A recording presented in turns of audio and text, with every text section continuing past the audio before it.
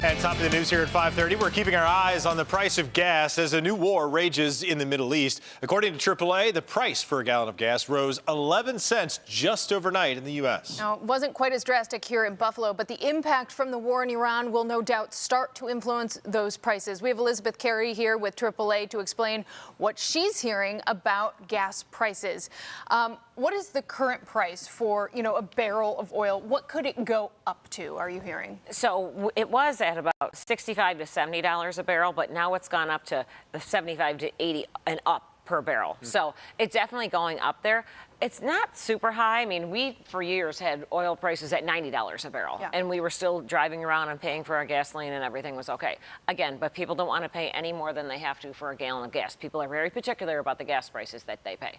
So oil is about 60% of the cost of what we pay for each gallon at the pump. So when the oil prices go up, we see an impact here. So we haven't seen such an uptick in local prices yet, but that likely will come if these oil prices keep going up.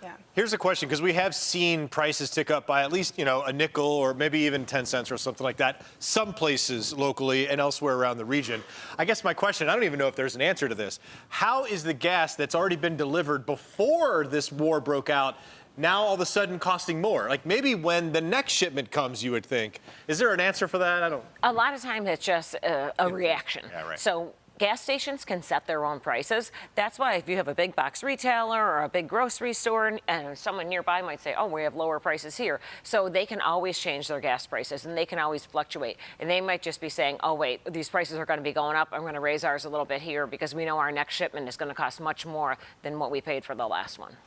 We have that summer gas fuel coming our way, and that's generally a time where we see a slight uptick, that summer blend. So that on top of this war now happening, what do we expect there? So summer blend is always more expensive. It's more expensive to produce. It evaporates at different temperatures, so it's required to be sold in the summertime.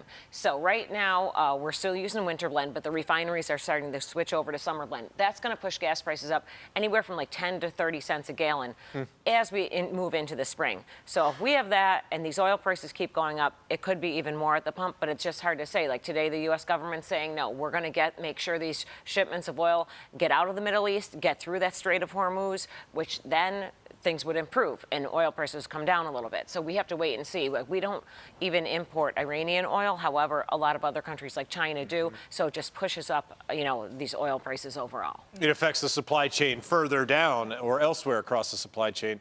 When it comes to the expectation for when these prices could change, because I guess how quick is the reaction of prices to further attacks in the Middle East? Let's say we already know that refineries have been targeted. Some of them have been attacked. That is increasing. So is just the prospect of increasing the price of a barrel. How much should people be paying attention, and when should we get our gas? In other words, should we go out right now and get it now when it's lower because it's going to go up? Like what? If you have an empty tank, yes, go and get it. Well, of course. But don't start filling up containers and buckets and everything else like we've seen people do in the past when there were storms and things like that. That's not safe. It just leads to more issues. So it's just a matter of keeping track of it. Now is the time to start thinking about gasoline. I don't think the prices are going to go up to the point where people are going to cancel their spring break road trips or anything like that. If you think back in 2022, we were paying $5 a gallon. We're $2 under that right now. We're just over $3 a gallon, so $2 cheaper than 2022. Hopefully things don't go up anymore. No one wants to pay a penny more than they need to. But keep that in mind. Now is the time to think about big box retailers, grocery store discounts. The AAA mobile app will let you know where the cheapest prices are in your area. The lighter the load, the less fuel you're going to use. Using cruise control for the best mileage, all these things are going to save you a little bit as well. All right, the app, explain that a little bit.